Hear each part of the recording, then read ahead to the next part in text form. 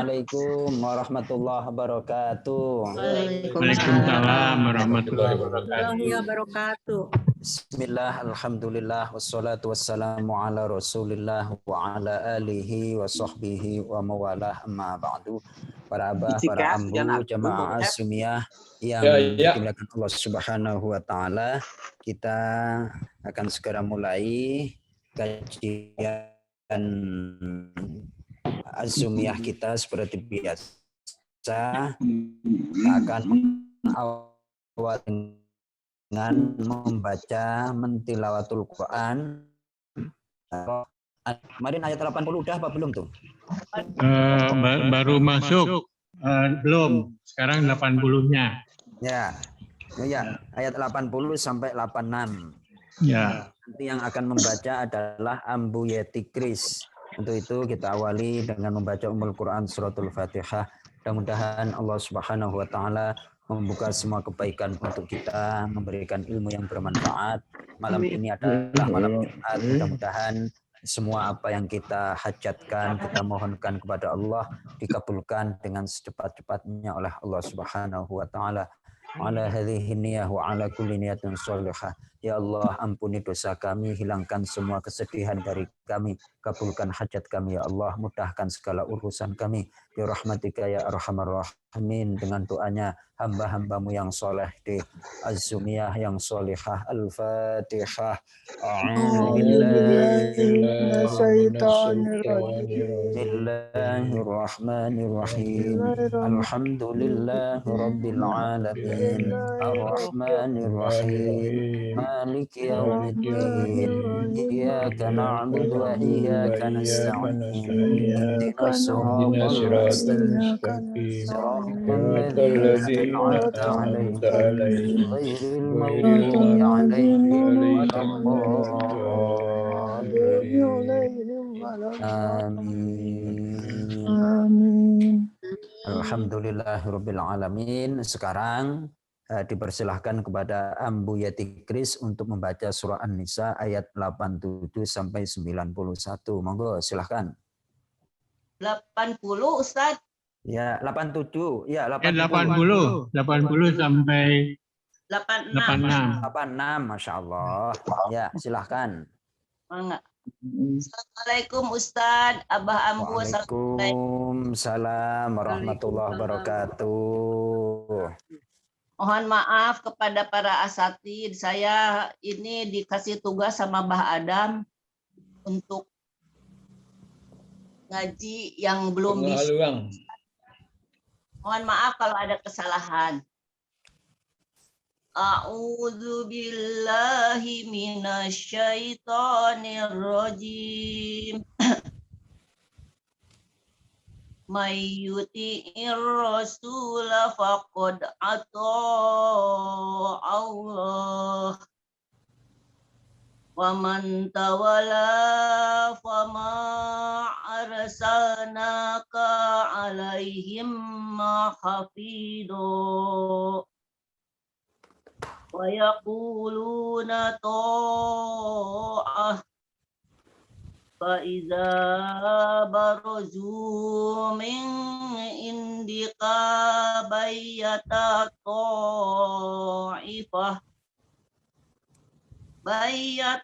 ta'ifatum minahum ghairul ladzi taqu wallahu taktubu ma yubayitun fa'arid anhum wa tawakkal ala Allah fakafa billahi wakila afala yattadabbaruna Qur'an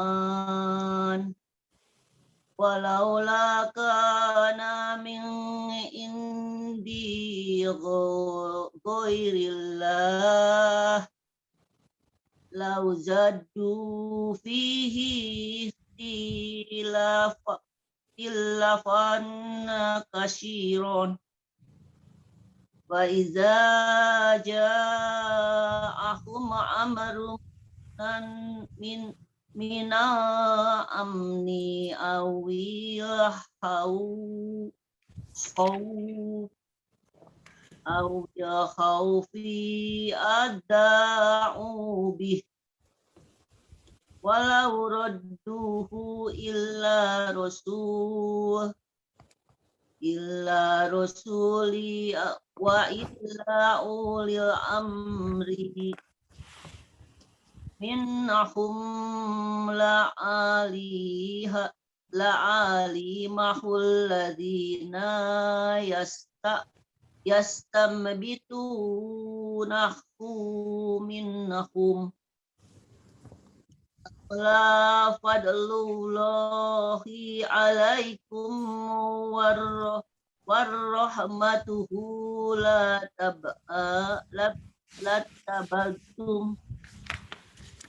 taba'tumus syaitona illa qalila faqatil fis sabilillah la takallafu illa nafsaka wa kharidil mu'minin asyallahu an ayyakuffa ba'salladina kafaru Allahu asadu basyaw wa asadu taqila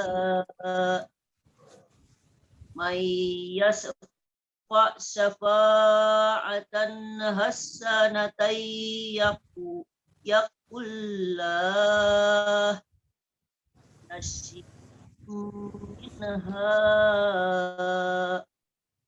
wa may yasfa syafa'atan syai'atan yakullahu belum minha wa kana Allahu ala kulli syai'in muqita wa idza hayitum bittahiyatin fahayyu bi ahsanna minha aurudduha innallaha kanu ala kulli syai'in hasiba. Shadaqallahul azim. Alhamdulillahirabbil alamin. Shadaqallahul azim wa shadaqar rasulun nabiyul karim wa nahnu ala dzalika minasyahidin wasyakirin walhamdulillahirabbil alamin. Saya ingin menyampaikan kepada ambu kris, para ambu dan para abah.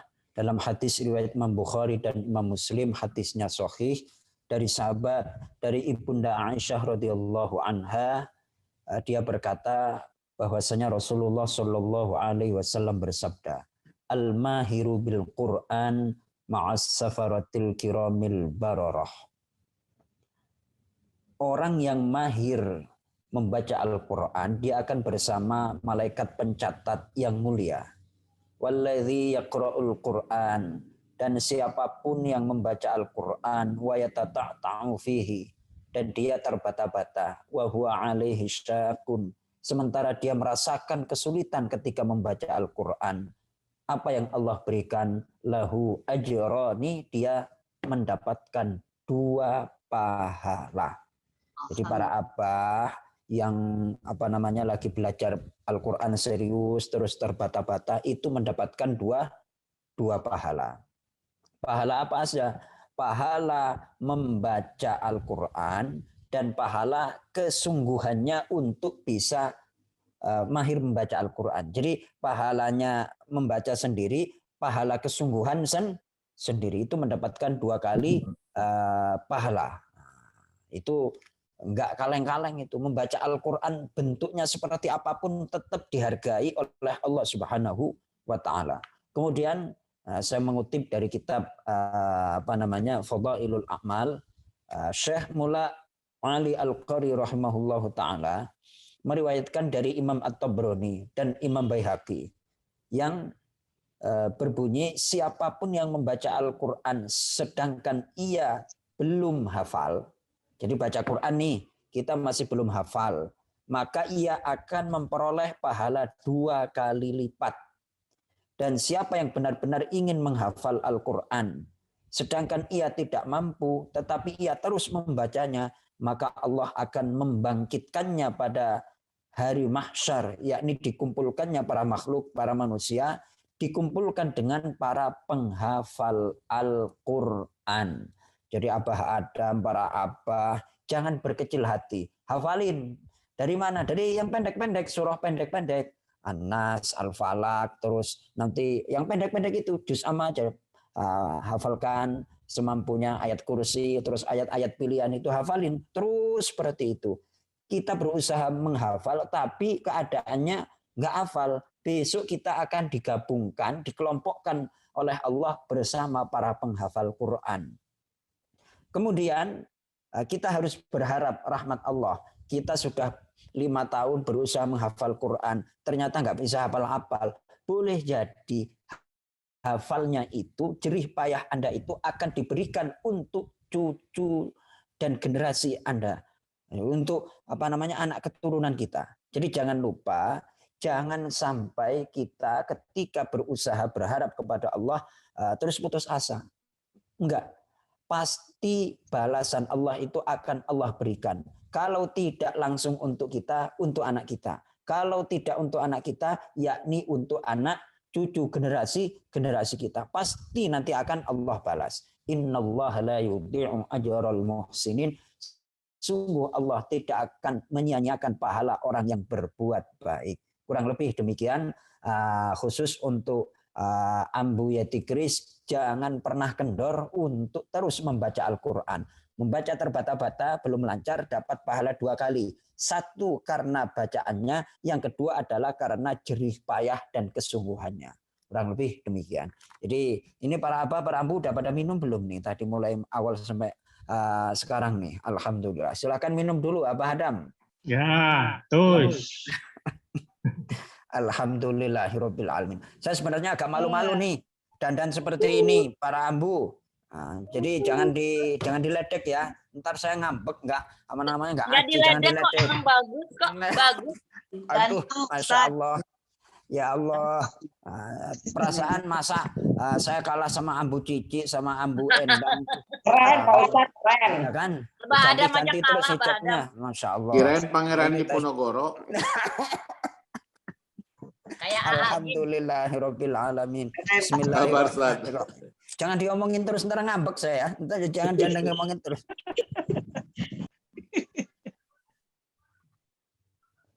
Alhamdulillah. Lanjut. Silahkan Ambu Yati kalau mau nyeruput, silahkan. Masya Allah.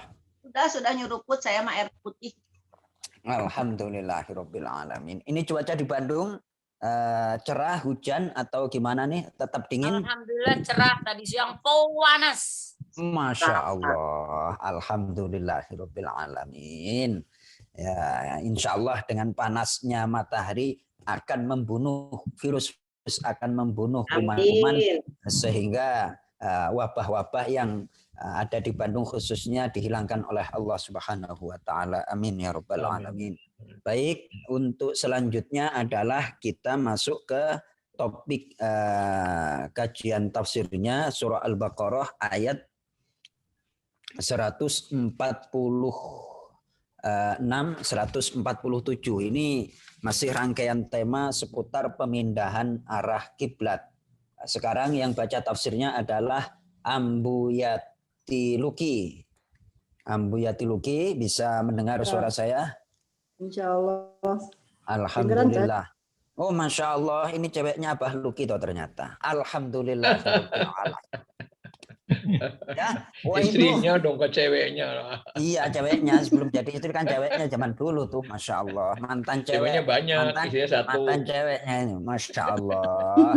Ini para abah harus didampingi apa namanya pasangannya ini besok kalau bisa nih. Masya Allah. Alhamdulillahirabbil alamin. Masya Allah. Barakallah. Alhamdulillahirabbil alamin. Baik, Ambu Yati Luki, saya akan baca terlebih dahulu ayat 146 147. Saya lantunkan dulu 3 baris. A'udzu billahi minasyaitonir rajim. Bismillahirrahmanirrahim. Alladzina atainahumul kitaba ya'rifunahu kama ya'rifuna abna'ahum wa inna fariqan minhum la yaktumunal haqqa wa hum ya'lamun. Al-haqqu min rabbika fala takunanna minal mumtarin. Shadaqallahul azim. Wa sadaqar rasulun nabiyul karim wa nahnu ala dzalika minasyahidin wasyakirin walhamdulillahi rabbil alamin. Baik. Silahkan ikuti saya, mohon maaf Ambu Yati. Bismillahirrahmanirrahim. Bismillahirrahmanirrahim. Alladzina. Allazina. Orang-orang. Orang-orang. Atainahum. Atainahum. Yang telah kami berikan. Yang telah kami berikan. Kepada mereka. Kepada mereka. Baik. Sambil kita belajar perbendaharaan, hum itu adalah kata ganti untuk jamak. Hum kata ganti untuk jamak mereka. Nah, dikit-dikit tuh. Hum kata ganti yang menunjukkan jamak. Kalau bahasa Inggrisnya apa itu? He, terus untuk dia laki-laki, untuk dia berdua apa tuh? Kalau untuk mereka apa itu? Them. Nah, kurang lebih demikian. Sambil belajar kosakata. Kita lanjut, Ambu Yati. Al-Kitaba. Al-Kitaba. Kitab Taurat. Kitab Taurat. Dan Injil. Dan Injil. Ya'rifunahu. Ya'rifunahu. Mereka mengenalnya. Mereka mengenalnya. Kenabian dan sifat-sifat Nabi Muhammad. Kenabian dan sifat-sifat Nabi Muhammad. Baik, jadi mereka itu pembesar-pembesar Nasrani dan pembesar-pembesar Yahudi. Mereka itu mengenal tentang Nabi Muhammad dan sifat-sifatnya. Karakternya itu tahu mereka. Kita lanjut. Kama ya'rifuna. Kama ya'rifna. Sebagaimana mereka mengenal. Sebagaimana mereka mengenal. Abna'ahum. Abna'ahum. Anak-anak mereka. Anak-anak mereka. Nah, kita berjumpa dengan kata hum. Hum itu adalah kata ganti untuk jamak mereka. Kata ganti ketiga. Kalau kata ganti pertama kan saya. Kata ganti kedua engkau. Kalau kata ganti ketiga itu adalah mereka. Itu kalau jamak, dia mereka. Nah, itu hum adalah kata ganti ketiga untuk jamak. Bisa diterima Ambu Yati? Ya. Ya, alhamdulillah. Yakin cerdas-cerdas. Ngaji Quran tambah cerdas. Insya Allah berguru kepada ustadznya yang cerdas. Cerdas minum kopinya maksudnya, bukan cerdas ilmunya ini ya. Alhamdulillah. Alhamdulillah Ustadz lagi belajar. Insya Allah cerdas dikit-dikit. Nah, dikit-dikit. Wa inna fariqon. Wa inna fariqon. dan sungguh. Dan sungguh. Fariqon. Fariqon. Segolongan. Segolongan. Ya. Minhum, dari mereka. Minhum, dari mereka. Nah, ketemu apa? Hum lagi. Ya kan? Udah berapa hum di Hum sini? lagi. Ya. Nah, hum adalah kata Tiga. ganti orang ketiga untuk jamak. Nah, dikit-dikit. Layak tumuna. Layak tumuna. Sungguh mereka menyembunyikan. Sungguh mereka menyembunyikan. Al-haqqa, kebenaran. Al-haqqo, kebenaran. Wahum. Wahum. Nah, ketemu hum lagi. Hum lagi. Alhamdulillah. Minimal pokoknya yang nyantol hum. Kata ganti ketiga untuk jamak. Alhamdulillah. Siapa yang menyampaikan? Ustadz dari Jakarta yang ketika ngajar itu pakai sorban dililit. Alhamdulillahirabbil alamin. Jadi yang diingat-ingat itu aja, Abah Luki ya. Hum, sedangkan mereka. Wahum, sedangkan mereka. Ya'lamun. Ya'lamun. Mereka mengetahui. Mereka mengetahui. Baik. Jadi setelah perkata kita baca, silakan dibaca terjemah bebasnya ayat 146 oleh Ambuyati. Ya. Orang-orang yang telah kami beri Alkitab, Yahudi dan Nasrani, mengenal Muhammad seperti mereka mengenal anak-anaknya sendiri. Dan sesungguhnya segolongan di antara mereka menyembunyikan kebenaran, padahal mereka mengetahui. Baik, ini ayat ini menarik untuk saya sampaikan. Makanya saya penampilannya itu juga ingin menarik di hadapan para abah dan para ambu. Soalnya ayatnya ini menarik insya Allah. Insya Allah menarik. Makanya saya penampilannya biar ikut menarik juga. Ya Abah Luki ya. Alhamdulillah. Iya, Tat. Berani berpenampilan beda, Tat. Alamin. Tapi belajarnya pelan-pelan. Insya Allah kita nikmati membaca Al-Quran sambil kita dalami makna perkata, lalu makna terjemah bebasnya, baru sekarang saya masuk ke kajian yang lebih mendalam. Ada beberapa referensi tafsir di meja saya ini Abah Luki, akan tetapi yang saya pilih adalah insya Allah tafsir yang agak memang istimewa. Kenapa? Karena tamunya pada malam hari ini istimewa semuanya. Para abah dan para ambunya istimewa. Saya akan bacakan tafsirnya yang istimewa. Baik. Alhamdulillahirabbil alamin. Jadi di sini dijelaskan oleh Syekh Mutawalli Asy-Sya'rawi, ini tafsirnya adalah saya punya 20 jilid. Ini yang ada di belakang saya itu tafsir Khawatir Al-Imam Asy-Sya'rawi. Nah, saya akan baca langsung terjemahnya.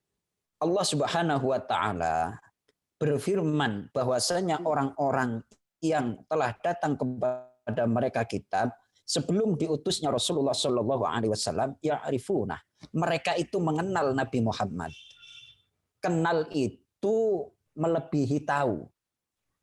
Kenal itu lebih dari tahu. Ya, jadi mengenal itu lebih dari tahu. Jadi Abah Luki itu mengenal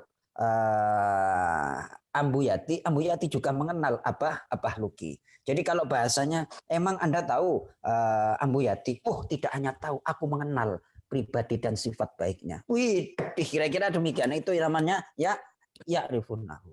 Mengenal. Kalau Ambuyati itu pagi hari, Abah Luki demennya apa? Susukah, kopikah, juskah, dan segala macam. Itu yang mengenal adalah Ambuyati. Itu bahasanya ya'rifuna, mengenal. Mengenal. Apa yang dikenal, apa yang diketahui?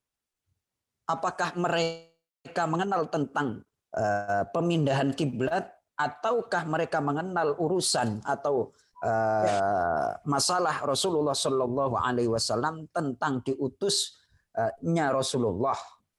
Apakah mereka terus meragukan kebenaran tentang Nabi Muhammad dan diutusnya itu? Kemudian yusyarrihu lana dzalika fi qoulihi ta'ala. Kemudian ayat ini oleh Syekh Mutawalli Asy-Sya'rawi dikaitkan dengan surah Al-Baqarah. Sekarang silahkan dibuka surah Al-Baqarah yang sudah kita lewati, yaitu surah Al-Baqarah ayat 89. Ayat 89. Surah Al-Baqarah ayat 89. 89.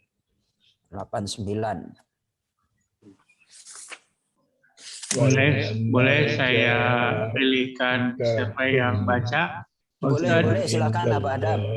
Saya mengenal Ambu Alis. Wah, alhamdulillah. Mengenal Ambu Alis. Ini tidak hanya tahu, tapi mengenal Ambu Alis. Ma'rufa Syekh Adam li Ummi Alis. Ummi Alis. Ya. Alhamdulillah. Silakan Ambu Alis. Ya Allah. Oh, alhamdulillah. Oh, bahasa Arabnya sekarang udah mulai keren, 1, 2 muncul nih. Gua demen nih kayak gini nih. Alhamdulillah. Lanjut. Abu Alis. Sebentar, surat berapa apa barusan? Maaf, Surah dari Al-Baqarah ayat 89. Surah Al-Baqarah ayat 89. Halaman Quran standarnya 14.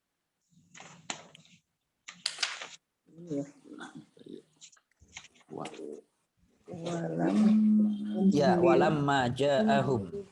Ya, lalu Ya, silakan dibaca. A'udzu billahi minasyaitonir rajim. Bismillahirrahmanirrahim. Walamma ja'ahum kitabum min indillahi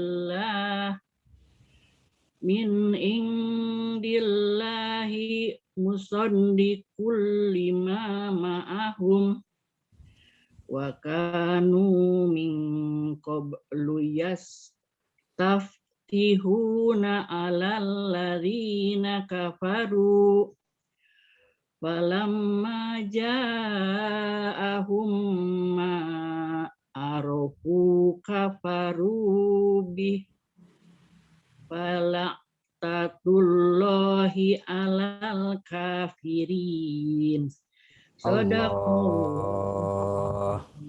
Diartikan sekaligus Ambu Alis di terjemah bebasnya. Ya. Dan setelah sampai kepada mereka kitab Al-Quran dari Allah yang membenarkan apa yang ada pada mereka, sedangkan sebelumnya mereka memohon kemenangan atas orang-orang kafir. Ternyata setelah sampai kepada mereka apa yang telah mereka ketahui itu, mereka mengingkarinya. Maka laknat Allah bagi orang-orang yang ingkar. Baik. Ini sebab turunnya ayat 89 adalah sebagai berikut. Ibnu Abbas menyampaikan ayat ini diturunkan sebagai penjelasan tentang keingkaran kaum Yahudi saat Nabi Muhammad Shallallahu Alaihi Wasallam belum diutus menjadi Rasul. Kaum Yahudi meminta pertolongan dengan bertawassul, yakni menyebut nama Muhammad untuk mengalahkan Bani Aus dan Khazraj. Jadi Yahudi Madinah itu ada banyak suku, di antaranya suku asli itu adalah suku Aus dan Khazraj. Kemudian Yahudi yang mereka notabene juga menempati Madinah secara turun-temurun, kan ingin katakanlah saling menguasai. Nah, untuk berperang dengan suku Aus dan Khazraj, orang Yahudi itu memohon kepada Allah dengan menggunakan kata Nabi Muhammad. Dengan Nabi terakhirmu yang engkau utus ya Allah, aku mohon pertolonganmu agar bisa mengalahkan suku Aus dan Khazraj. Kemudian dan mereka mampu mengalahkan Bani Aus dan Khazraj. Namun setelah Allah mengutus seorang Rasul dari bangsa Arab, mereka mengingkarinya. Jadi Yahudi itu kan keturunan Israel. Sementara Aus dan Khazraj itu dari bangsa Arab. Mereka itu enggan. Masa orang yang kemarin gua kalahin sekarang mau mimpin kita? Kira-kira kan demikian. Padahal sifat-sifatnya itu sudah jelas tercantum di dalam kitab Taurat dan Injil. Jadi untuk menerima kebenaran itu memang nggak gampang. Jadi pertaruhannya itu adalah gengsi. Makanya di antara ngaji yang paling saya senangi adalah, maaf nih bukan apa-apa, sama jamaah Azumiyah. Kenapa? Para ambu, para abah itu mau dan berkenar dan tidak malu untuk belajar membunyikan dan membaca Al-Quran.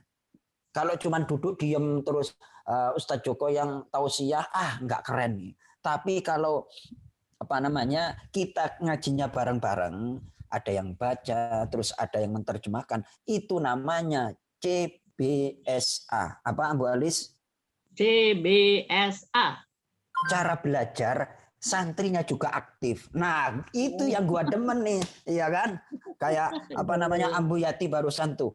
Jadi saya baca terus diikuti oleh peserta didiknya. Jadi muridnya itu, mahasiswinya ada potensi untuk cepat pinter. Kenapa? Ditalaki, didikte. Ini caranya. Masak sayur asem itu gini caranya Ustaz Joko, ya kan? Sayurnya terus bumbunya diulek dulu. Itu adalah betul-betul membimbing. Nah, tidak hanya sekedar transfer knowledge, mentransfer pengetahuan, itu nanti akan mudah hilang. Tapi kalau metode seperti ini, insya Allah kata ganti ketiga untuk jamak minimal yang nyantol itu. Ya Abah Luki ya. Alhamdulillah. Tuh, baik. Terima kasih Abu Alis. Jadi kita kembali ke ayat 146. Ayat 146 itu ada kaitannya demikian. Jadi orang Yahudi dan orang Nasrani itu meminta diutusnya Nabi terakhir, tapi gara-gara munculnya dari bukan bangsa mereka, mereka enggan dan gengsi. Sebagian dari mereka adalah menyembunyikan kebenaran. Kemudian di dalam tafsirnya dijelaskan, saya bacakan terus, saya langsung terjemah. Seolah-olah orang Yahudi dan Nasrani itu mengetahui tentang risalah Nabi Muhammad Sallallahu Alaihi Wasallam, dan tertulis di dalam kitab Taurat dan Injil bahwasannya annahul haqqu wa matlubun minhum ayyu'minu bih, yang sesungguhnya kebenaran yang dituntut kepada mereka adalah mereka beriman kepada Nabi Muhammad Sallallahu Alaihi Wasallam. Kalau untuk urusan pemindahan kiblat itu bagian kecil daripada beriman. Yang pokok sebenarnya adalah kalian harus beriman kepada Nabi Muhammad Sallallahu Alaihi Wasallam. Kenapa? Karena awalnya kalian yang minta. Setelah dikabulkan oleh Allah, ternyata mereka mengingkarinya. Kemudian sungguh ada seorang dari kalangan Bani Israel namanya Ka'bul Ahbar. Siapa? Ka'bul Ahbar. Itu tokoh Bani Israel yang masuk Islam. Satu ketika duduk bersama Sayyidina Umar bin Khattab. Kemudian Sayyidina Umar bertanya kepada Ka'bul Ahbar, "Akuntum ta'rifunahu ya Ka'ab?" Apakah engkau mengenal dia wahai Ka'ab? Lalu, apakah engkau mengenal Muhammad Sallallahu Alaihi Wasallam, risalah dan sifat-sifatnya? Kemudian Ka'ab menjawab, "A'rifuhu kama'rifati li ibni." Aku mengenalnya, yakni mengenal Muhammad itu seperti aku mengenal anak lelakiku sendiri. Dan pengetahuanku terhadap Muhammad itu lebih hebat. Artinya karena Ka'bul Ahbar ini seorang, di sini ditulis min ahbaril Yahud, dari ulama atau tokoh Yahudi. Falamma sa'aluhu limadza? Kenapa kalian lebih mengenalnya daripada mengenal anak kalian sendiri? Lalu jawabannya, li'anna ibni akhafu an takuna imraati khanatni fihi. Boleh jadi anak laki-lakiku itu adalah, mohon maaf nih, bukan dari hasil diriku, tapi dari hasil orang lain. Aku kan nggak ngerti. Sementara zaman dulu nggak ada DNA. Ini anakku benar apa enggak? Nah, kira-kira kan demikian. Tapi kalau Nabi Muhammad Shallallahu Alaihi Wasallam itu detail, aku mengetahuinya, aku mengenalnya. Nah, di situ fa'awsafuhu madhkuratun bidaqqati fit Taurati bihaitsu la nukhti'uh. Sifat-sifat Nabi Muhammad itu tercantum dengan detail di dalam kitab Taurat sehingga kami tidak akan salah di dalam mengenalnya. Tuh. Nah, di sini yang dibicarakan adalah tentang mereka mengenal Nabi Muhammad, khususnya orang yang diberikan kitab Taurat dan kitab Injil. Nah, sekarang ada pembahasan tentang wa inna fariqam minhum la yaktumunal haqqa wa hum ya'lamun. Ini ada pembahasan menarik. Dan sungguh sekelompok dari mereka, yakni Yahudi dan Nasrani, mereka sungguh-sungguh menyembunyikan kebenaran, sedangkan mereka mengetahuinya. Sekarang saya tanya, Ambu Yati. Halo, Ambu Yati? Siap. Iya. Ini bagian. Untuk menganalisa kebenaran, di sini ada ilmu yang luar biasa, disampaikan oleh Syekh Mutawalli Asy-Sya'rawi. Saya tanya, apakah Abah Luki sudah disiapkan makan malam ini? Oh, sudah. Sudah, alhamdulillahirabbil alamin. Menjawab kebenaran atau kejujuran itu mudah apa berat? Berat. Sesuatu yang apa adanya itu mudah apa berat? Oh, ya tergantung situasi. Baik, terima kasih. Jadi kayak gini aja. Di sini dijelaskan li'anna nutqa bil haqqi la yahtaju ila majhudin. Menyampaikan kebenaran itu nggak perlu pakai capek, pakai kesungguhan. Santai aja. Seperti saya tanya tadi, Luki udah siapin makan malam belum? Nah, sudah. Itu kan kejujuran namanya. Kebenaran. Kebenaran ya, itu sudah mudah untuk disampaikan. Sementara yang berat itu adalah menutupi kebenaran. Di sini yang berat itu adalah menutupi kebenaran. Jadi orang Yahudi dan orang Nasrani itu betul-betul menutupi tentang sifat-sifat Nabi Muhammad. Kenapa? Dengan berbagai cara. Makanya kitab Injilnya pun ada edisi revisi. Tuh. Ayo coba. Ada edisi revisi. Padahal kalau dilacak oleh para sarjana kristologi dan segala macam, terus pada gilirannya menemukan naskah aslinya kitab Injil atau Barnabas, ternyata pada naskah aslinya itu ada sifat-sifat tentang Nabi Muhammad SAW. Maka dari itu menyembunyikan kebenaran itu butuh sesuatu yang ekstra, butuh kesungguhan. Tapi kalau menyampaikan kebenaran itu gampang. Contoh orang yang tidak jujur itu hatinya kan pasti dak-dikduk. Kita kan pernah bohong-bohong, mungkin ya saya lah, bohong-bohong kecil dulu ditanya orang tua, SPP udah dibayar belum, kayak gitu. Padahal udah dikasih duit, nggak dibayarin. Buat apa? Buat ngeloyor ke sana kemari. Giliran ditagih sama BP, dipanggil ke kantor Abah Cecep, saya bingung. 3 bulan nggak dibayar. Akhirnya merengek-rengek lagi, minta duit sama bapak. Loh, bukannya kemarin udah dikasih? Ya, yang namanya orang tua kelas 2 SR, saya kan pintar nyelintat-nyelintutnya karena gitu. Pokoknya kemarin ada banyak urusan, Pak, jadi kayak gini. Loh, ternyata ketahuan. Yang benar itu saya belum bayar, tapi saya menyembunyikan kebenaran. Akhirnya nyelintut itu. Tuh. Jadi kebenaran yang ditutupi itu menimbulkan kegelisahan, capek, keraguan, nggak enak. Keraguan.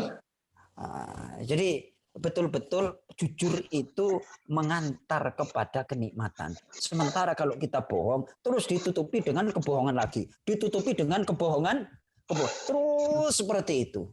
Lama-kelamaan akan capek sendiri itu. Nah, di sini dibahas oleh Syekh Mutawalli Asy'arawi, li'anna nutqa bil haqqi la yahtaju ila majhud. Sungguh menyampaikan kebenaran itu tidak membutuhkan tenaga ekstra, kesungguhan. Adapun menyembunyikan kebenaran itu membutuhkan kesungguhan dan kekuatan. Membutuhkan kekuatan dan kesungguhan. Jadi kalau mau ngibul itu kira-kira pikiran kita, gimana nih cara? Kan kayak gitu. Tapi kalau ngomong apa adanya, santai. Nah, mereka itu di dalam beragama tidak menikmati kebenaran. Mereka itu capek dengan sendirinya. Kenapa? Karena tidak mengikuti kebenaran. Jadi psikologinya orang Islam itu ketika beribadah jauh lebih khusyuk daripada non Muslim. Karena orang Islam itu cara beribadahnya adalah mengikuti petunjuk dari Allah dan berangkat dari nurani yang benar tanpa ada paksaan. Jadi enak itu. Kebenaran ketika disampaikan itu tidak membutuhkan kesulitan. Akan tetapi ketika kebenaran ditutup-tutupi itu butuh dan mengalami yang namanya kesulitan. Ini dibahas oleh Syekh Mutawalli Asy'arawi. Kebenaran itu walaupun ditutup-tutupi itu nanti akan muncul.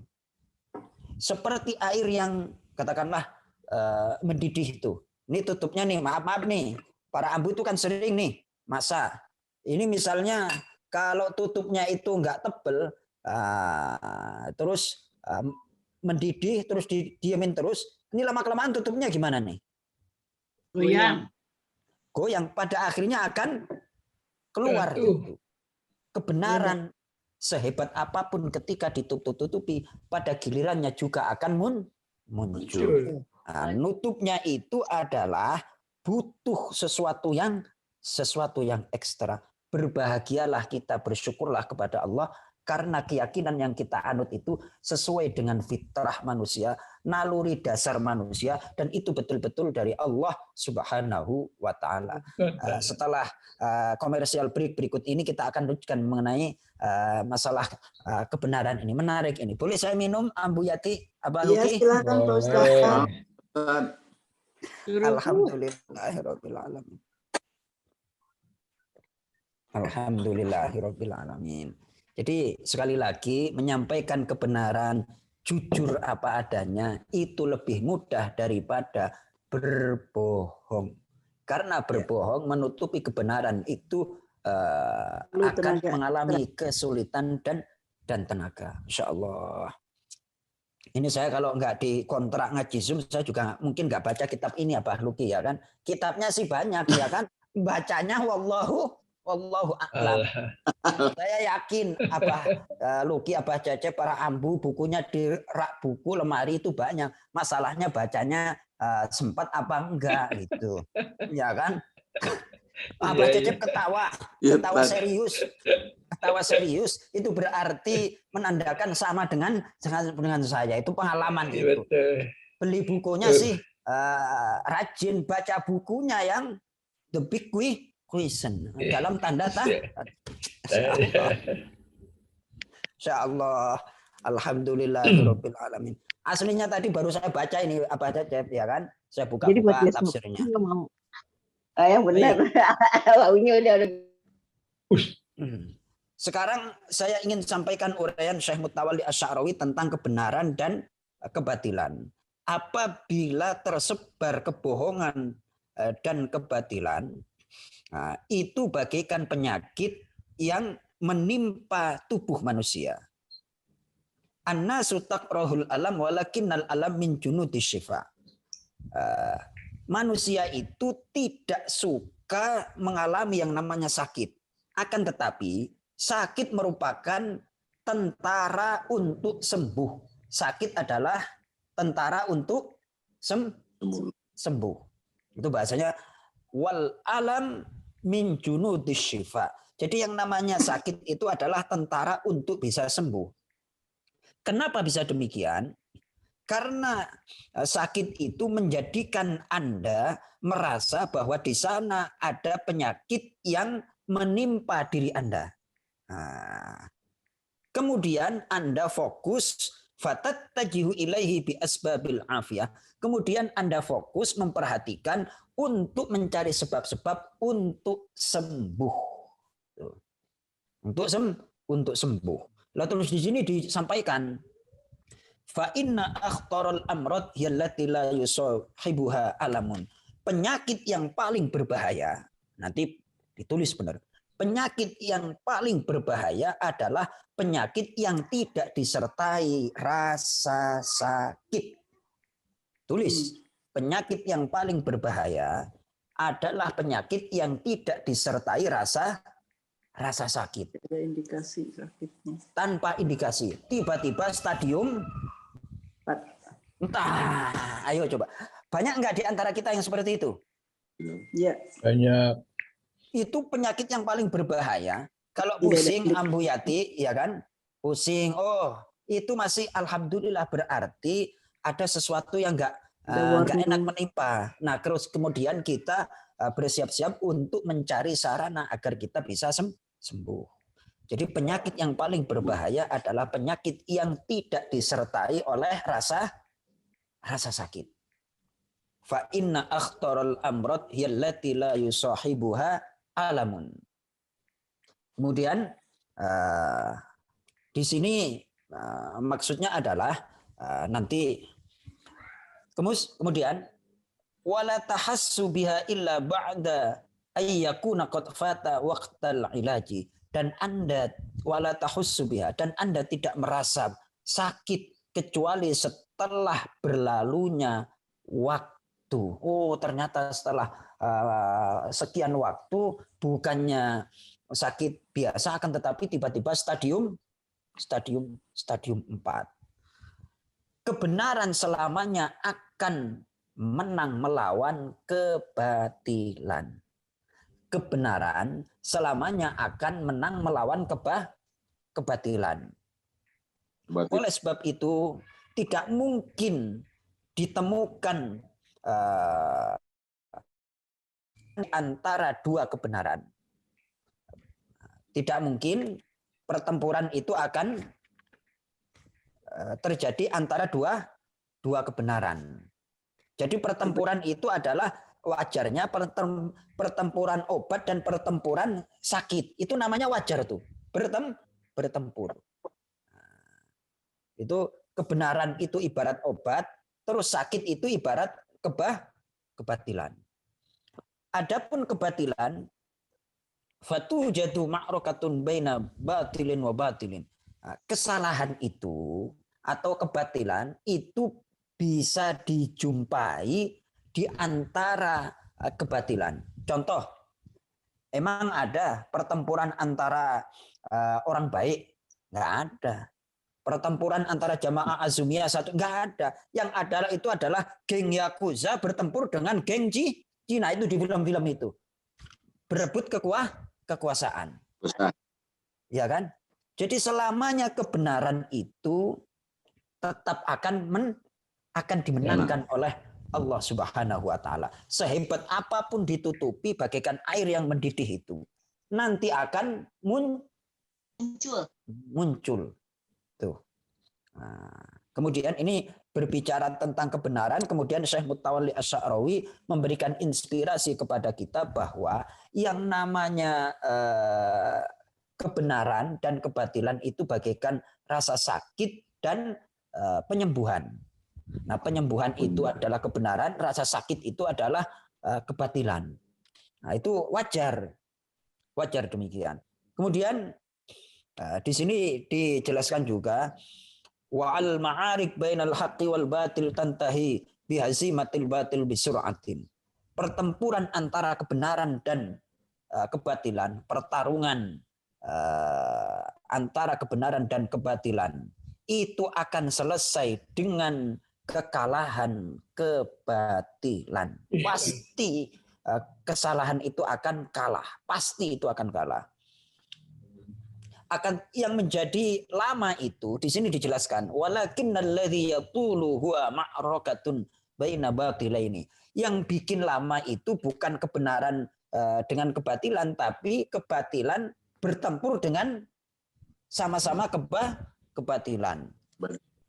Terus di sini dijelaskan karena ini ulamanya ulama yang mutakhirin, ulama yang baru wafat kemarin tahun 99, sehingga beliau membahas walidzalika fa inna ma'arikal asrul hadis tatulu wa tat'abud dunya. Oleh sebab itu, pertempuran saat ini yang terjadi saat ini itu menjadi lama dan membuat sulit dunia. Perang dunia kedua itu contohnya masalan la zalat atharuha mumtaddan hatta al-an. Pertempuran atau dampak dari perang dunia itu sampai sekarang itu masih terjadi itu.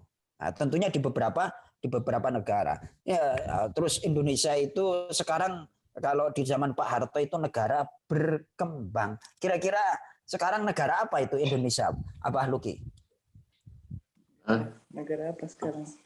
Negara Terpuruk. Ayo. Love country. Ya, itu Abah Cecep, kita kan dulu tahun 90 masih Pak Harto jadi presiden, itu kan G8, terus saya kan sering mengikuti dunia dalam berita itu.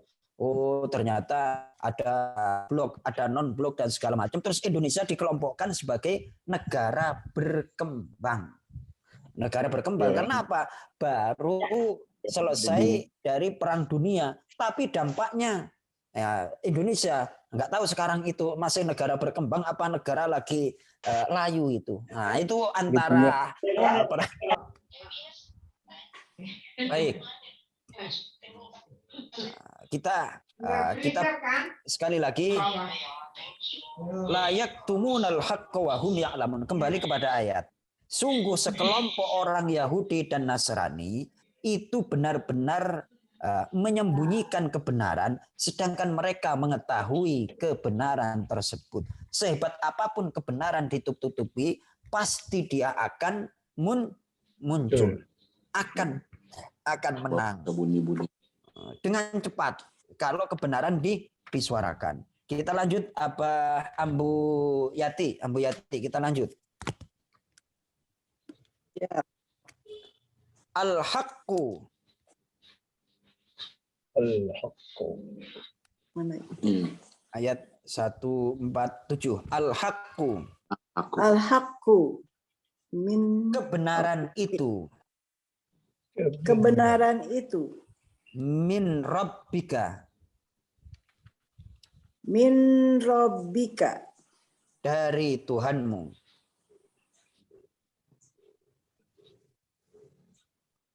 Dari Tuhanmu. dari Tuhanmu. Fala takunanna. Kita baca ayatnya. Fala takunanna. Fala takunana. Maka janganlah engkau.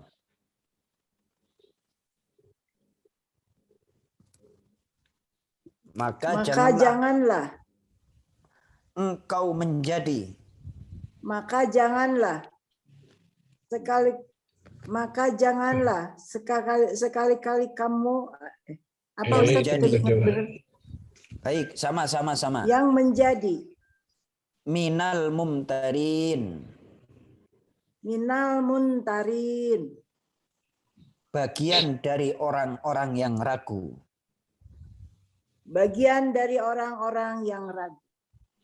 Baik. Jadi di sini maksudnya adalah kebenaran yang dibawa oleh Nabi Muhammad Shallallahu Alaihi Wasallam itu berasal bersumber dari Zat yang maha benar, yang kebenarannya sudah tidak perlu untuk dipertanyakan. Hak itu kebenaran yang tidak perlu untuk katakanlah dipertanyakan lagi.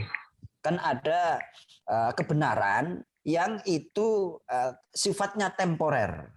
Kebenaran yang sifatnya temporer. Contoh, yang ideal itu adalah belajar dengan tatap muka. Yang ideal itu kondisinya seperti apa dulu, Bos?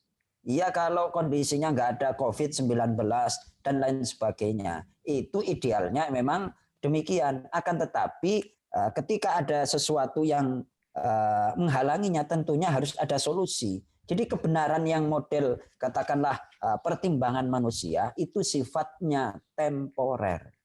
Tapi kalau kebenaran dari Allah itu pasti dan tidak perlu untuk dirubah dan diotak-atik.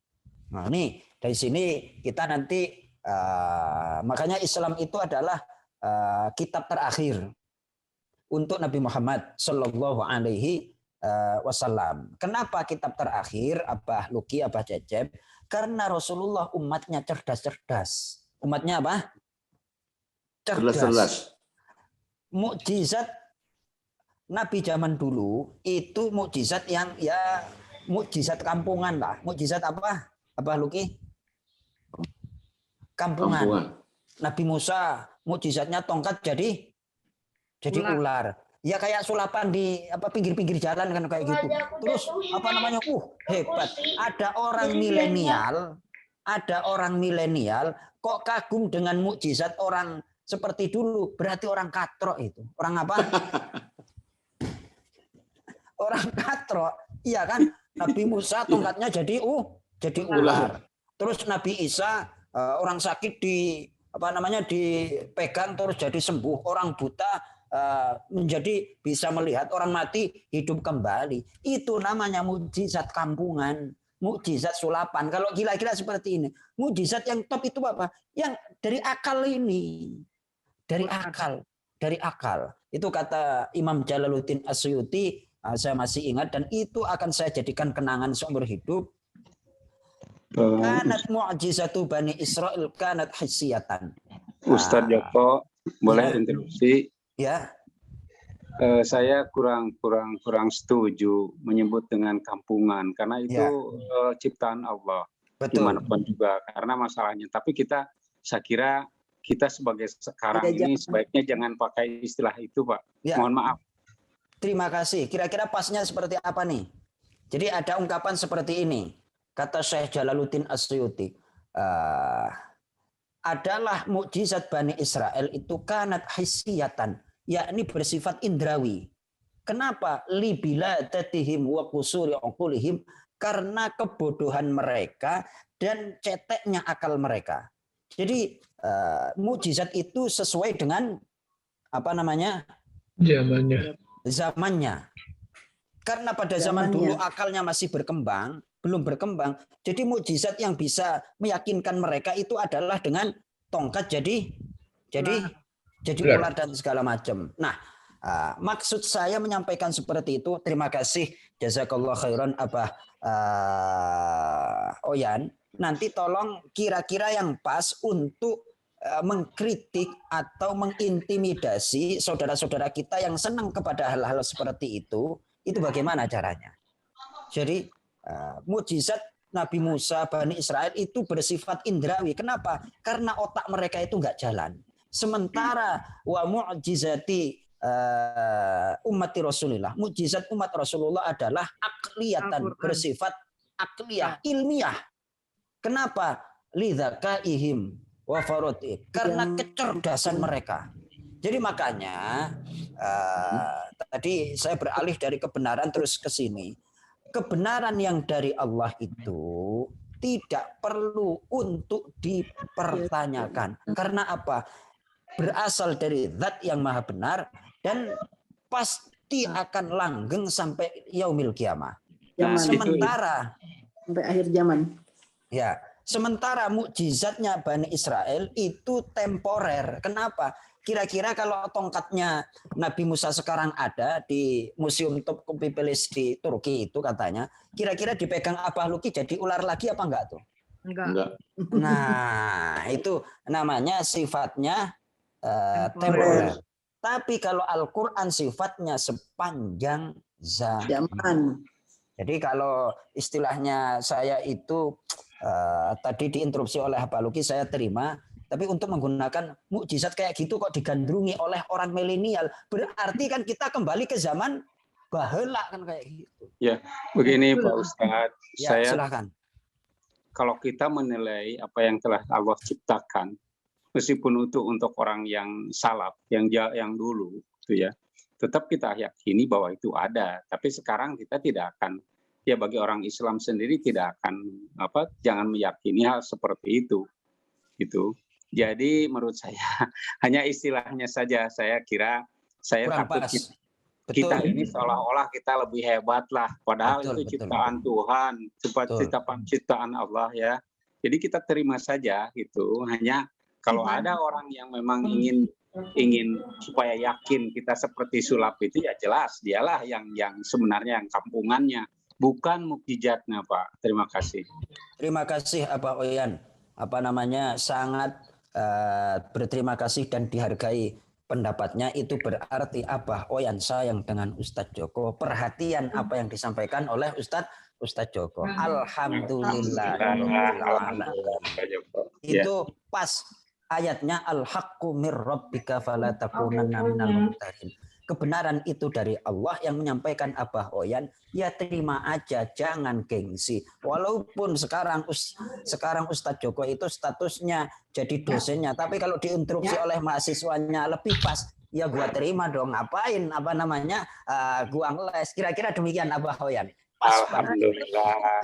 Terima kasih Pak Ustadz. Kopi dulu Ustaz. Alhamdulillah. Kopi dulu. Iya kan? Jadi ahlul kitab itu kira-kira keadaannya seperti ini, Abah Luki. Mereka kan orang pintar ya. Tapi dipimpin oleh dari bangsa Arab, mereka kan gengsi. Lah ini statusnya saya ibaratnya kan lagi jadi dosen. Sementara jamaah azumnya jadi mahasiswa. Terus saya diinterupsi oleh mahasiswanya. Terus interupsinya itu mengalahkan argumentasi saya. Dan yang benar adalah interupsinya mahasiswa. Ini yang dipertaruhkan adalah masalah gengsi dan tidaknya. Kalau kita menerima, terima kasih Abah Oyan. Terus atas masukannya, yang namanya manusia itu mahallul khoto' wan nisyan. Tempat salah dan lupa. Mungkin maksud saya itu benar, tapi penyampaian bahasanya itu kurang tepat. Kita sama sekali tidak merendahkan mukjizat, itu dari Allah. Cuman mengungkapkannya itu loh. Saya ingin mengkritik orang zaman milenial itu kok gandrung dengan mukjizat seperti mukjizatnya Bani Israel. Bukan mukjizat yang bersifat ilmiah. Kurang lebih demikian maksud daripada. Jadi orangnya Pak Ustadz ya, bukan mukjizatnya yang betul. Bukan Pak Oyan. Yang saya tahu itu orang milenialnya itu, yang istilahnya yang benar yang apa? Coba Pak Oyan untuk orang yang milenial ya, bukan yang Iya, maksud saya bukan mukjizatnya yang kampungan yang dimaksud Pak Joko. Bukan. Sebenarnya kan orangnya yang milenial, tapi udah diinstruksi sama Pak Oyan. Alhamdulillah. Kalau terus adanya orangnya yang milenialnya, ayam kampung itu enggak kampungan, Pak. Iya, namanya kalau bukan kampungan apa, ya? Orangnya yang milenium ya. Baik. Jadi ini bukan tanpa katakanlah latar belakang. Kenapa saya menyampaikan kritik yang agak pedas seperti ini? Sekarang itu banyak umat Islam yang katakanlah beribadah itu menikmati ibadah, akan tetapi kemauan untuk mengkaji dan menggali Al-Quran itu kurang. Sementara mereka itu ketika beribadah seolah-olah dalam tanda petik itu transaksional. Kalau saya ibadah Senin Kemis nanti dapatnya ini, kalau ani dapatnya ini. Sementara untuk mengkaji Al-Quran secara serius itu masih sangat minim. Sehingga dengan keadaan seperti itu saya ibaratnya gerah kan kayak gitu. Gimana nih untuk membangkitkan pikiran mereka, harus ada kata-kata yang sedikit bahasanya itu mungkin nyolot. Tapi kadang-kadang nyolotnya juga nggak pas, seperti apa yang saya sampaikan. Terus akhirnya dilempengin sama Abah Oyan. Itulah fungsi daripada berteman, saling tawasau bil haq, tawasau bis sabr. Alhamdulillah. Tapi bagusnya kalimatnya apa untuk orang milenial itu? Pak Adam. Jadi kita tidak mukjizatnya yang kita sebutkan. Tidak. Dari tadi tidak. Yang dibahas yang orang milenial itu sebaiknya apa namanya? Tidak bukan yang mukjizat. Itu ya. Tapi kan kita juga tidak tahu konotasi kampungan itu apa sih sebenarnya. Baik. Itu kan bahasa kita kampungan ya. Tapi di satu pihak. Ya, bagusnya apa yang saya tanyakan ke Abah Oyan. Ya, kalau untuk orang milenial itu bukan kampungan, apa bagusnya? Itu ya, aja. Kita bisa bilang orang munafik. Bisa saja bilang begitu karena ya, udah itu kalimat munafik itulah kita tangkap. Udah, Oyan. Baik, terima kasih. Alhamdulillah, kajian Azumiyah semakin menarik, nggak kalah dengan ILC. Wah, alhamdulillah. Alhamdulillahirabbil alamin. Ini kan menarik nih. Ya, menarik ya Mbah Luki ya. Alhamdulillah. Sangat menarik. Jadi menyampaikan argumen untuk mencari kebenaran. Jadi ada ungkapan ketika saya dulu di pesantren itu tiap malam itu berdiskusi. Kita beradu argumen, katakanlah berdebat bukan untuk menang-menangan, akan tetapi untuk mencari the true, kebenaran. Kayaknya alhamdulillah. Untuk mencari kebenaran. Jadi kalimatnya yang kebenarannya itu yang ganti kampungan itu diganti munafik untuk orang yang milenial. Betul. Dan itu bahasa Al-Quran, Mbak Adam. Ya. Kenapa? Itu bahasa Al-Quran munafik itu. Ya udah. Atau mungkin kampungan bisa. Untuk orang yang milenium itu diganti munafik. Baik. Pasnya seperti itu. Benar nggak Pak Ustadz? Munafik itu apa?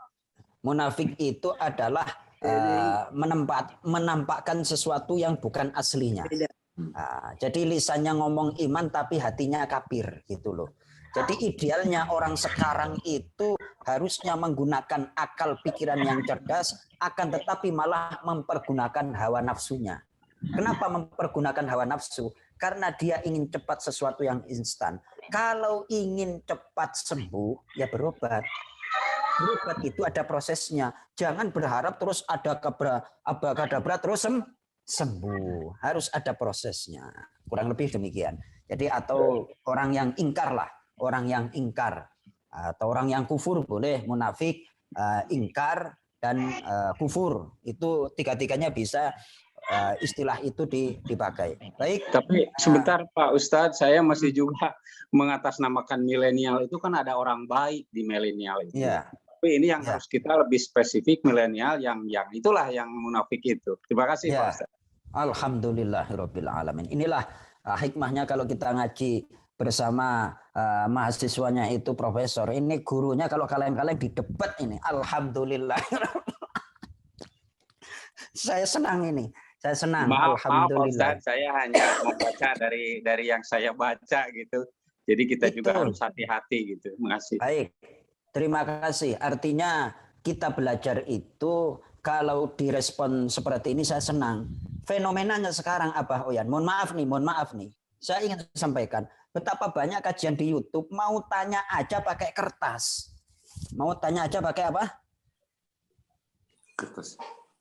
Silakan.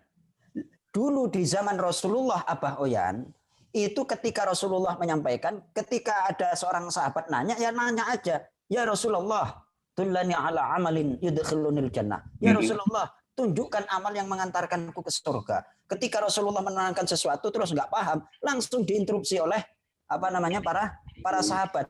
Jadi terjadi diskusi yang alamiah. Jadi nggak bikin-bikin, langsung aja nggak apa-apa. Kalau misalnya ada yang perlu dibenarkan, terima aja. Nah, sekarang itu yang kurang saya setuju adalah bertanya kok menggunakan kertas. kadang-kadang si penanya itu kurang puas terhadap jawaban, terus nggak dapat kesempatan. Kalau seperti ini kan terjadi diskusi terus. Terjadi diskusi sehingga mengkerucut kepada istilah yang benar, terus yang dicari kebenarannya itu adalah sampai di mana, terus clear. Nah, kan enak nih. Kurang lebih demikian, Abah Huyan. Ya. Terima kasih Pak Ustadz. Alhamdulillahirabbil alamin. Baik, Abah Adam, mungkin ada yang ingin memberikan tanggapan, kami persilahkan. Ini dari Ambu Erni Sule terkait dengan kata mukjizat. Bolehkah kita mengucapkan doa berikut untuk orang yang sedang sakit parah? Semoga Allah SWT memberikan mukjizat kesembuhan. Baik, terima kasih Ambu Erni. Jadi saya ingin sampaikan, mukjizat itu adalah istilah yang khusus Allah berikan kepada para nabi. Mukjizat itu artinya sesuatu yang melemahkan. Sesuatu yang melemahkan. Sesuatu yang melemahkan itu bahasa Arabnya mukjizat. Contoh, ketika Al-Quran itu diturunkan, bangsa Arab itu terkenal dengan sastra yang tinggi. Sastranya tinggi-tinggi sehingga setiap minggu itu ada kompetisi untuk bikin syair. Ketika syairnya menang itu nanti ditaruh di Pasar Ukaz, itu di salah satu kota Madinah itu. Di Pasar Ukaz, ini syairnya top. Lalu sekarang ya di papan pengumuman, papan utama. Besok ketika ada kompetisi lagi, yang menang itu di papan. Nah, yang orang Arab itu pandai banget dan ahli syair, bikin syair. Nah, Al-Quran datang untuk melemahkan atau mengalahkan syair orang-orang Arab itu yang dibawa oleh Rasulullah Shallallahu Alaihi Wasallam. Contohnya adalah Ar-Rahman 'allamal Qur'an khalaqal insana 'allamahul bayan. Jadi secara bahasa berakhiran an-an, akan tetapi walaupun berakhiran an-an mempunyai kandungan makna yang luar biasa. Contoh lagi, alam taro kaifa fa'ala rabbuka bi ashabil fil. Akhirnya kan il terus itu. Tahukah kamu? Alam taro kaifa fa'ala rabbuka bi ashabil fil. Bagaimana Allah menghukum tentara-tentara gajah. Alam yaj'al kaidahum fi tadlil wa arsala alaihim tayran ababil dan seterusnya. Lalu burung ababil kan yang ya, ada seorang sastrawan Arab disewa untuk nandingi katakanlah apa yang disampaikan oleh Nabi Muhammad Shallallahu Alaihi Wasallam. Itu siapa? Musailamah Al-Kadzab apa siapa itu namanya, saya lupa. Terus bikin syair tandingan. Syair tandingannya adalah al-fil, anfuhut tawil, gajah, belalainya panjang, kan kayak itu. Itu sama akhirnya tapi nggak bermutu. Nah, Al-Quran itu walaupun akhirnya berakhiran katakanlah kayak saja, tapi mempunyai makna kandungan yang tinggi. Sementara bikinan si Musailamah Al-Kadzab itu adalah al-fil, anfuhut tawil, gajah, belalainya panjang. Ini kata-kata apa ini? Enggak bermutu sama sekali. Nah, itu yang dinamakan mukjizat. Jadi mukjizat yang dibawa oleh Rasulullah itu adalah mukjizat yang bersifat akliyah dan ilmiah. Sementara di zaman Nabi Isa itu marak yang namanya perdukunan dan pertabiban. Apa Luki? Perdukunan dan pertabiban. Ya, mengalahkan mereka, dikirimlah Nabi Isa alaihissalam dibekali dengan mukjizat berupa Nabi Musa bisa. Silakan dibuka surah Ali Imran. Surah Ali Imran. Surah Ali Imran. Surah Ali Imran. Halamannya bentar. Ayat berapa? Ya, surah Ali Imran ayatnya Masya Allah. Ayat yang ke-49. Langsung dibaca artinya aja, Ambu Erni. Oh ya, baik, mangga. Ini lagi nyari dulu. 49. Ya. Dan sebagai Rasul. Dan dia Allah. Dan sebagai sebagai rasul kepada Bani Israel yang berkata Stop. kepada mereka, bukan? Ya, benar. Ya. Sebagai Rasul kepada Bani Israel. Jadi Nabi Isa alaihissalam itu adalah nabi lokal. Nabi apa? Nabi lokal. Karena diutus kepada Bani Israel. Kalau Nabi Muhammad adalah wa ma arsalnaka illa rahmatan lil alamin. Ya, itu lil alamin, untuk seluruh alam. Tapi kalau Nabi Isa adalah nabinya orang Bani Israel, nabi lokal gitu loh. Nabi lokal, ayatnya ini wa rasulan ila Bani Israel. Dan sebagai utusan kepada Bani Israel. Kok ada orang Jawa, orang Bandung, orang Padang mengikuti Nabi Isa yang nggak pas, Thomas. Kira-kira kan demikian itu, nggak pas. Karena Nabi Isa itu nabi lokal dan umatnya juga Bani Israel. Al-Quran berbicara demikian. Lanjut, Ambu Erni. Ya. Dan sebagai rasul kepada Bani Israel yang berkata kepada mereka, "Punya aku telah datang kepadamu dengan membawa suatu tanda dalam kurung mukjizat dari Tuhanmu, yaitu aku membuat untuk kamu dari tanah berbentuk burung, kemudian aku meniupnya, maka ia menjadi seekor burung dengan seizin Allah." Stop. Ya. Itu berarti mukjizatnya kan bersifat kasat mata, indrawi itu. Wah, kira-kira kan demikian. Jadi itu adalah mukjizat tetap dari Allah, tapi yang kagum terhadap orang-orang seperti ini kan gara-gara daya nalarnya itu. Nah, kira-kira demikian. Lanjut.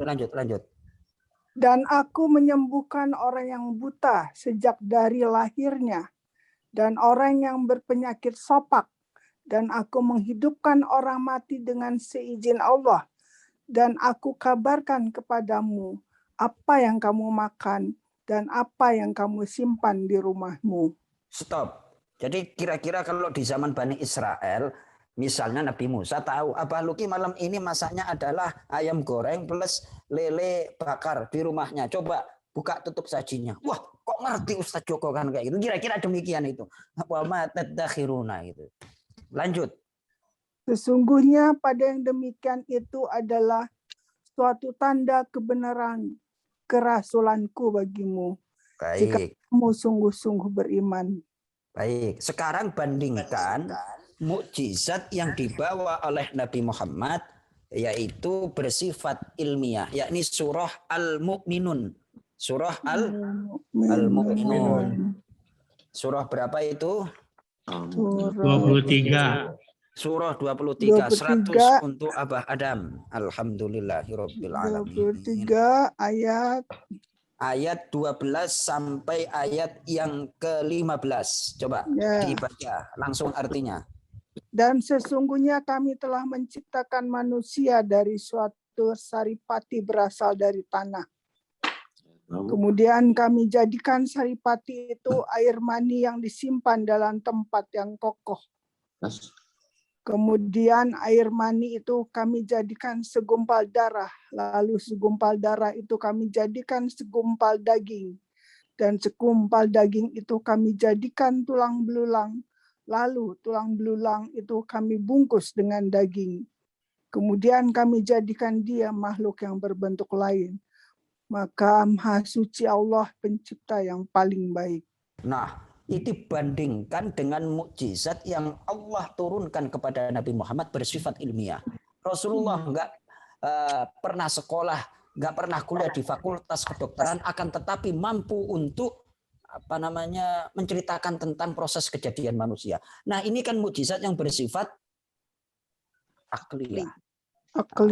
pemikiran dan seterusnya dan seterusnya. Jadi kalau di zaman Bani Israel kan seperti itu. Maka sekali lagi mukjizat adalah sesuatu yang melemahkan. Dan ini kan bisa mengkonter teori Darwin itu. Ini mengkonter teori Darwin. manusia itu diciptakan dari saripati tanah terus berproses seterusnya dan seterusnya. Kalau teori Darwin itu bagaimana? Ya nggak bisa dipertanggungjawabkan. Kira-kira ini melemahkan atau mengalahkan teori Darwin. Kurang lebih demikian. Jadi mukjizatnya itu mukjizat suatu kata yang maknanya adalah melemahkan atau sesuatu yang spektakuler. Sesuatu yang spektakuler itu tergantung siapa dulu. Bagi orang zaman dulu, spektakuler itu adalah tiba-tiba ada orang sakit, buta, terus sembuh. Oke, itu adalah zaman dulu. Kenapa demikian? Karena kata Syekh Jalaluddin As-Suyuti, saya punya kitabnya, adalah Bani Israel itu mukjizatnya adalah bersifat indrawi. Kenapa? Karena daya nalarnya itu enggak punya kemampuan. Tapi kalau mukjizatnya Nabi Muhammad, kenapa? Bersifat akliyatan. Kenapa? Umatnya itu cerdas-cerdas. Contoh lagi pertanyaan. Misalnya seperti ini Ambu Erni. Kenapa umat Islam itu seolah-olah peraturannya enggak adil? Masa dalam hukum waris perempuan itu kok dapat separuh dari laki-laki? Itu kan namanya enggak adil. Loh, ketika dia berpikir pendek seperti itu, dia enggak berpikir jauh. Loh, nanti kalau dia bersuami, menikah, toh dia juga dapat bagian dari suaminya, toh kan kayak gitu. Kira-kira akan demikian. Dan kenapa laki-laki dapat 2 bagian dari para perempuan? Karena perempuan itu seandainya dia hidup sendiri, terus suaminya meninggal, otomatis tanggung jawab saudara saudara laki-laki. Makanya dapat 2 bagian daripada perempuan. Dan wanita perempuan itu adalah makhluk yang lemah, butuh perlindungan. Di antara cara melindungi perempuan itu bekalnya adalah harta warisan itu. Kurang lebih demikian. Itu namanya mukjizat yang bersifat akliyah. Kurang lebih demikian, Prof. Erni. Mohon maaf kalau kurang puas. Alhamdulillah. Terima kasih. Bu Erni, kira-kira pas dengan pertanyaan Bu Erni tadi? Bisa ngejawab? Tapi boleh sedikit ada konfirmasi dikit, boleh nggak, Mbak? Boleh. Adam. Ya. Ustadz, jadi mungkin salah ya kalau misalnya ada orang yang udah sakit parah nih, Pak Ustadz ya. Misalnya dia sudah stadium lanjut gitu ya, CA gitu. Terus ternyata kemudian sembuh gitu ya. Terus udah gitu kata ibunya, wah alhamdulillah ini dia mendapat mukjizat kesembuhan dari Allah Subhanahu wa taala, katanya gitu. Gimana, betul nggak itu? Baik, mungkin maksudnya benar, mendapatkan anugerah dari Allah, tapi ungkapannya itu nggak pas. Istilahnya kan nggak pas. Jadi saya tidak berani menyalahkan, tapi ungkapannya nggak pas. Tapi itu ditolerir oleh Allah. Ada cerita seperti ini, Ambu Erni, ini lucu ini. Ini lucu. Ada cerita tentang taubat. Ini saya kutip dari kitab Riyadhus Shalihin. Riyadhus Shalihin tentang senangnya Allah terhadap hambanya yang bertaubat kepada Allah Subhanahu wa taala. Ini hadis sahih riwayat Imam Bukhari dan Imam Muslim. Ceritanya seperti ini. Sungguh Allah sangat dan lebih berbahagia terhadap taubatnya hambanya daripada keadaan seseorang di antara kalian yang bepergian. Kemudian dia membawa barang dagangan. Pada gilirannya terus barang dagangannya itu hilanglah. Dicari ke sono kemari, ternyata nggak ketemu. Sampai-sampai, ya kan? Terus akhirnya capek nyari barang dagangannya, tidur itu di bawah pohon. Giliran bangun tiba-tiba onta dan barang dagangannya yang hilang itu nongol lagi ada di depannya. Terus saking bahagianya dia mengatakan seperti ini. Allahumma anta abdi wa ana rabbuk. Ya Allah, engkau adalah hambaku, aku adalah Tuhanmu. Coba bayangkan. Ya Allah, engkau adalah hambaku, aku adalah Tuhanmu. Terus di sini akhto'a min syiddatil farah, dia keliru karena saking bahagianya gitu. Jadi ungkapan mukjizat itu kurang tepat atau nggak benar. Seperti apa yang tadi saya sampaikan, menyampaikan mukjizat kampungan, istilahnya nggak tepat, tapi maksud saya bukan itu gitu loh. Dan ternyata untuk mencari bahasa juga perlu proses. Setuju nggak Abah Hoyan ya? Sangat setuju. Iya kan? Setuju. Itu ternyata kalau dalam bahasa Arab itu sabqul lisan, kepleset lidahnya. Hatinya nggak seperti itu, tapi kepleset lidahnya. Ya Allah, Allahumma anta abdi. Ya Allah, engkau adalah hambaku. Wa ana rabbuk, aku adalah Tuhan. Oh ya, kebalik ya. Jadi ungkapannya itu. Slip of the tongue. Ya Allah, ini menjadi dasar saya. Saya itu berpikir bertahun-tahun, Ambu Erni ya. Sungguh saya berpikir bertahun-tahun tentang masalah bagaimana tuh Ustadz. Ada orang baca Quran kok diem disalahkan. Imamnya itu kan nggak beres. Waduh, ini orang jamaah interupsinya beraninya ke saya. Ya terus nggak berani negor langsung sama orangnya. Terus saya mikir terus.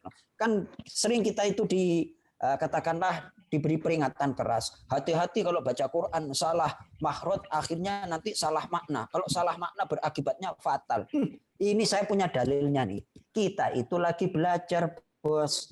Lawong salah fatal itu Allah nggak ngapa-ngapain. Nggak ada masalah. Ya Allah, engkau hambaku, aku adalah Tuhanmu. Apa nggak kurang itu? Ayo coba. Apalagi kalau cuman hurufnya nggak sempurna, diampuni oleh Allah. Itu kan bukan unsur kesengajaan.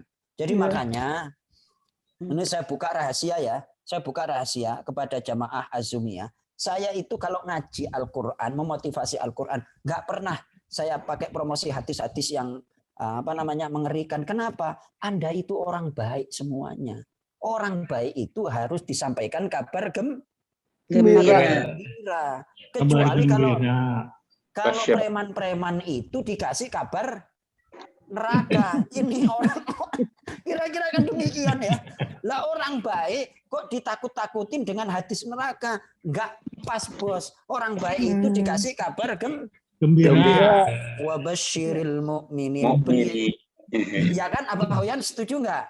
Setuju. Alhamdulillah. Orang baik disampaikan hadis yang mengerikan. Enggak pas itu. Orang itu para koruptor sampaikan hadis-hadis tentang masuk neraka dipotong tangan, itu yang pas. Saya kira-kira demikian. Ambu Erni kurang lebih demikian. Ya, terima kasih Pak Ustadz. Alhamdulillahirabbil alamin. Ada yang mau bertanya lagi? Boleh saya nanya tapi ngumpet. Siapa ini?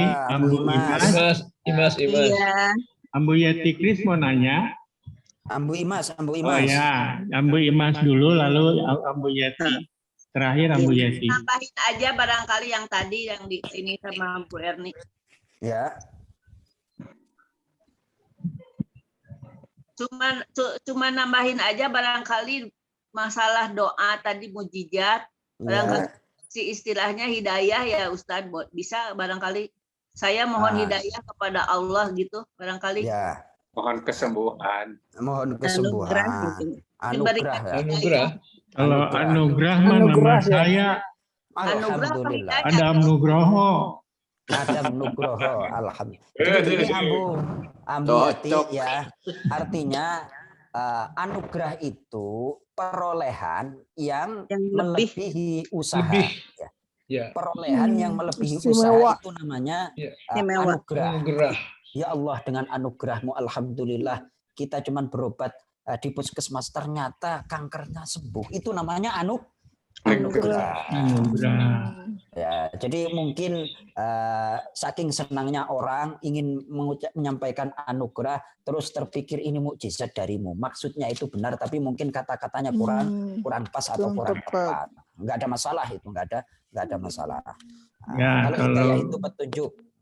Kalau begitu Bu Erni nanti temannya dikoreksi yang mukjizat jadi anugerah. Anugerah. Nugraha. Ambu Imas tadi kayaknya mau bertanya, Ambu Imas. Ya, masih bisa? Masih boleh? Masih. Ya. Terima kasih Pak Ustadz. Sama-sama, Ambu Erni. Aduh, malam ini benar-benar sangat menarik. Jadi ya materinya menarik. Mungkin satu nanti pertanyaannya saya terakhir. Ya, satu saya ingin menyampaikan pengalaman dengan kata-kata mukjizat itu ya. Karena dari kecil juga itu orang-orang tua itu kalau mendapatkan sesuatu yang lebih keinginan ekspektasinya gitu pasti bilangnya mukjizat. Nah mungkin mungkin karena memang itu menjadi kebiasaan tanpa paham gitu ya arti mukjizat gitu ya mungkin itu gitu ya karena saya juga pernah dulu tuh wah ini mukjizat nggak ngerti mukjizat perbedaan mukjizat dengan anugerah. Nah mungkin malam ini dengan adanya pertanyaan dari Prof. Erni jadi sikat lebih terbuka gitu ya bahwa kita tuh mungkin banyak melakukan kesalahan dan itu banyak dilakukan oleh orang-orang karena kebiasaan. Nah, itu satu. Yang kedua pertanyaan ini Pak Ustadz sangat menarik itu tadi bahwa mukjizat kita ini dari Rasul itu kan Al-Quran ya yang sifatnya akliyah. Nah tapi saya sering mendengar bahwa Al-Quran itu sifatnya universal sehingga dia tidak terbatas oleh waktu dan zaman sehingga sudah tidak bersifat lokal lagi mungkin ya. Betul. Boleh dikatakan bersifat universal Ustadz. Wah itu cakep namanya. Itu bahasanya kalau bahasa Arab rahmatan lil alamin, bersifat universal. Itu yang harus dikembangkan oleh para ambu. Jadi tidak bersifat lokal dan tidak temporer akan tetapi sepanjang zaman. Alhamdulillahirabbil alamin. Masyaallah. Terima kasih Ambu Imas. Universal. Bersifat universal. Udah terjawab Ambu Imas. Ya, jazakallahu khairan katsiran Pak Ustadz. Udah cukup waktunya, udah larut. Larut malam. Ya, alhamdulillah. Kita tutup dengan membaca doa, Pak Ustadz. Baik, terima kasih Abah Hadam. Mari kita tutup dengan doa. Mudah-mudahan ngaji kita, diskusi kita diberikan ilmu yang bermanfaat oleh Allah Subhanahu wa taala. Bismillahirrahmanirrahim. Alhamdulillahirabbil alamin. Wassalatu wassalamu ala asyrafil anbiya'i wal mursalin sayyidina Muhammadin wa ala alihi wa sahbihi ajma'in. Ya Allah, ya Tuhan kami, ampuni semua dosa kami, dosa kedua orang tua kami yang sangat kami cintai, ya Allah. Dosa saudara-saudara kami, anak keturunan kami, keluarga kami, kaum muslimin muslimat, mukminin mukminat, ya Allah. Ya Allah, berikanlah manfaat terhadap ilmu yang telah kami pelajari dan ajarkan kami ilmu yang bermanfaat untuk kami, untuk agama kami, untuk kehidupan kami, untuk bangsa kami, ya Allah, untuk dunia kami, lebih-lebih untuk akhirat kami, ya Allah. Ya Allah, ya Rahman Rahimin, yang maha mendengar doa, yang maha mengabulkan doa. Engkaulah yang memerintahkan kami untuk berdoa. Engkau pula lah yang menjamin terkabulnya doa kami, ya Allah. Kabulkan segala permohonan kami, ya Allah, baik permohonan yang bersifat dunia maupun ukhrawi, ya Allah. Ya Rahman Rahimin, apabila ada yang sakit di antara kami dan keluarga kami, berikan ketabahan, kesabaran, ya Allah. Berikan pahala atas kesabaran mereka, ya Allah. Dan berikanlah segera kesembuhan untuk orang-orang yang kami cintai, keluarga kami, ya Allah. Ya Amin. Jadikanlah kami jamaah Azumiyah, para abah, para ambu, dan semuanya yang ngaji pada malam hari ini, hamba-hambamu yang beriman, hamba-hambamu yang bertakwa, hamba-hambamu yang ikhlas, ya Allah, ya Rahman Rahim. Ya Allah, pada gilirannya kami pasti akan mengakhiri hidup di dunia ini. Akhirilah kami ketika hidup di dunia ini dengan husnul khatimah, husnul khatimah. Jadikan kami bersaudara tidak hanya di dunia, lebih-lebih nanti di akhirat, ya Allah. Kumpulkan kami di surga rahmahmu, ya Allah. Ya Allah, Rabbana atina fid dunya hasanah wa fil akhirati hasanah wa qina adzabannar wa adkhilna jannata ma'al abrar ya aziz ya ghaffar ya rabbal alamin. Sallallahu ala sayyidina Muhammadin wa ala alihi wa sahbihi wa baraka wa sallam walhamdulillahi rabbil alamin. Amin ya rabbal alamin. Terima kasih Pak Ustaz. Terima kasih Pak Ustaz. Mohon maaf ada